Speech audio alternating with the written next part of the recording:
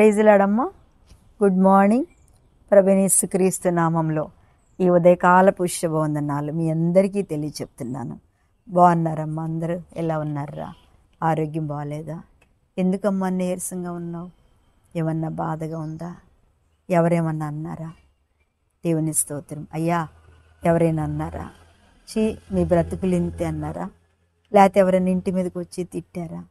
ఏం బాధపడకండి, అవన్నీ మనకు మామూలే కదా. నిందలు అనుభవించటం, లేదంటే ఏదన్నా భయపెట్టిందా, పిచ్చి కళలు ఏమైనా వచ్చినాయా, ఏ కళ చూసి కంగారు పడకండి.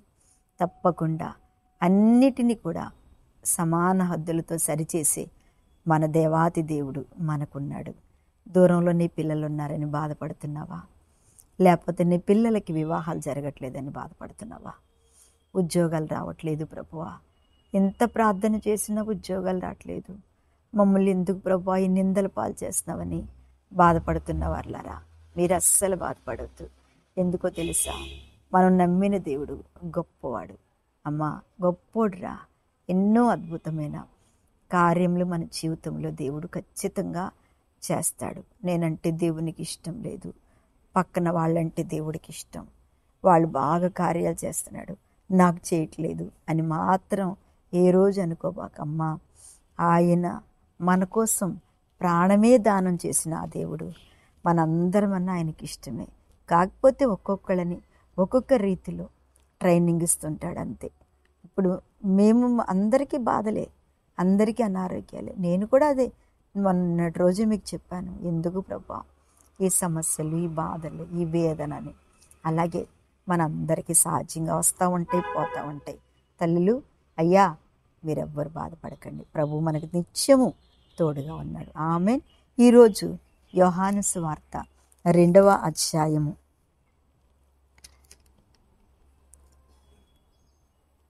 4వ వచనాన్ని చదువుతున్నాను. యేసు ఆమెతో, అమ్మా, నాతో నీకేం పని? నా సమయం ఇంకనూ రాలేదనెను. ఆయన తల్లి పరిచారకును చూసి, ఆయన మీతో చెప్పినది చేయుడు అనెను. దేవునికి స్తోత్రం. చూసారండి, ఇక్కడ సంభాషణ మనందరికీ తెలుసు. కానాను వివాహం కదా, ఇది వివాహాల సమయం. ఎక్కడ చూసినా వివాహాలు, ఎంగేజ్మెంట్లు. ఎంతోమంది, మరి కొంతమంది నా దగ్గరకు వస్తున్నారు ప్రార్థనకి, అమ్మ మా పిల్లల పెళ్ళిళ్ళు జరగట్లేదు, లేకపోతే ఎన్నో సంబంధాలు వస్తున్నాయి, కుదరట్లేదు. ఆ తర్వాత ఎవరెవరో వస్తున్నారు, మాకు అనుకూలమైన వాళ్ళు దొరకట్లేదు అనుకుంటూ వస్తూ ఉంటారు కదండి. వాళ్ళకి నేను చెప్పేది ఒకటే, దేవుని యొక్క సమయం వచ్చినప్పుడు ఎవ్వరి పెళ్ళి ఆగదమ్మా. తప్పకుండా ఆయన సమయం వచ్చినప్పుడు అందరి వివాహాలు దేవుడే చేస్తాడు. అలాగే ఇక్కడ కానాను వివాహంలో ప్రభుని యేసయ్య వివాహానికి వచ్చారు. ఆయన పరిచారకులు, ఆయన శిష్యులు, ఆయన తల్లి శిష్యురాళ్ళు చాలామంది వచ్చారు. అయితే అక్కడ జరిగినది ఏంటంటే, మామూలు జరిగింది ద్రాక్షారసం అయిపోయింది. అంటే శోధన, కన్నీరు, బాధ, టెన్షను, ఏం చేయాలో తెలియదు. కానీ అలాంటి టైంలో ప్రశాంతంగా ఉన్న మన ప్రభుని యేసు దగ్గరికి తల్లి వెళ్ళి అడుగుతుంది, అయ్యా, మరి ఆ యేసు ఆయన అడుగుతా, అయ్యా, వీళ్ళ ఇంట్లో ద్రాక్షారసం అయిపోయింది. తల్లికి తెలుసు, కొడుకు ఏ మాట అంటే అది నెరవేర్పు జరుగుద్దని, కొడుకు ఏ అద్భుతం చేయాలనుకుంటే ఆ అద్భుతం జరుగుద్దని, కొడుకు ఏది చేసినా చెప్పినా జరుగుద్దని ఆమెకు తెలుసు. కానీ కొడుకు యేసు ప్రభు తండ్రి ఆధీనంలో ఉన్నాడు కదా.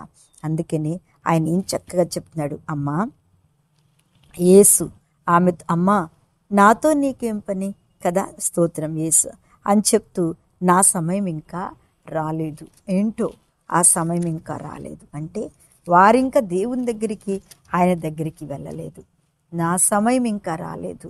నేను సమయం వచ్చినప్పుడు నీటిని, ద్రాక్షారసమే కాదు, నీటిని, ఆశీర్వాదం, ఏది ఇంటివారు కోరుకుంటారో, ఇంటి వారికి ఏం కావాలని అడుగుతారో అంతకు 2 ఆశీర్వాదాన్ని నేను ఇవ్వటానికి సిద్ధంగా ఉన్నాను. కానీ నాకు సమయం కావాలి అని చెప్తుంటే తల్లి వెళ్ళి వాళ్ళతో చెప్తుంది, ఆయన ఏది చెప్తే అది మీరు చెయ్యండి. ఎంత అద్భుతమైన మాట కదండి, ఎంత చక్కటి మాట. ఆయన ఏది చెప్పితే అది మీరు చెయ్యండి. ఆయనేమో, అమ్మా, నాతో నీకేంటి, నాకింకా సమయం రాలేదు. స్తోత్రం. నిజమే, సమయం రానటువంటి టైంలో మనం ఎంత గోజాడినా, ఎంత అడిగినా, గర్భఫలం కోసం అడిగినా, పిల్లల కోసం అడిగినా, ఉద్యోగాల కోసం అడిగినా, ఇంకా అప్పుల కోసం అడిగినా, అనారోగ్యాల కోసం అడిగినా, ఆ సమయం వచ్చినప్పుడే దేవుడు అద్భుతమైన విడుదలిస్తాడు. ఆయనకంటూ ఒక సమయం ఉంటుంది. మనం తొందరపడినంత మాత్రాన, మనం తొందరగా అడిగినంత మాత్రాన మనం తొందరపడతాం, కానీ ఆయన అస్సలకే తొందరపడ్డావు. చూడండి, ఆయన సమయం వచ్చినప్పుడు ఏం జరిగింది చూడండి. తీసుకొచ్చి రాతి బాణల్లో నీళ్లు పోయమన్నాడు కదా. ఆ నీళ్ళన్నీ కూడా ద్రాక్షారసముగా మార్చేశాడు. మనం డబ్బులు కొని తెచ్చిన ద్రాక్షారసము కంటే ఆయన ఆశీర్వదించిన ద్రాక్షారసము ఎంత మధురముగా మారిపోయిందంటే, ఎంత ఆశీర్వాదంగా మారిపోయిందంటే, అది కేవలము దేవుని యొక్క కృప. అందుకే అంటాడు, నా ఎదుట నీవు తెరచిన తలుపులు వేయలేరుగా, ఎవరు వేయలేరుగా,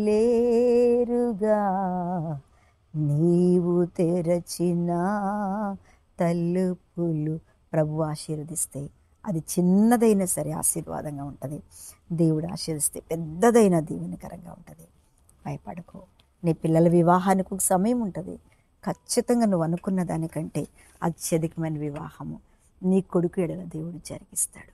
నువ్వు అనుకున్న దానికంటే అత్యధికమైన ఉద్యోగం నీ బిడ్డల ఎడల వస్తుంది. నువ్వు ప్రార్థిస్తున్నావా? సమయం కొరకు ఎదురు చూస్తున్నావా? దేవుడు నిన్ను దీవించే సమయం కొరకు ఆయన వేచి ఉన్నాడు. నమ్మిది నిజంగా నీకోసమేది. ప్రభు అటువంటి కార్యం మీ ఇళ్లలో ఈ సంవత్సరంలో జరిగించునుగాక. ఆమేన్. ప్రార్థన. మహాపరిశుద్ధుడా తండ్రి, ప్రేమ కలిగిన దేవా, ఈ రోజంతా తోడుగా ఉండండి అయ్యా. ప్రతి ఒక్కరి ఆశను తీర్చి వారికి తోడుగా ఉండి, పుట్టినరోజు వివాహ దినాన్ని దీవించి, ఈరోజు వేసే ప్రతి అడుగులో, మాటల్లో, క్రియల్లో, ప్రయాణాల్లో మీరు ముందుండి నడిపించమని యేసునామమున అడుగుచున్నా తండ్రి. ఆమేన్.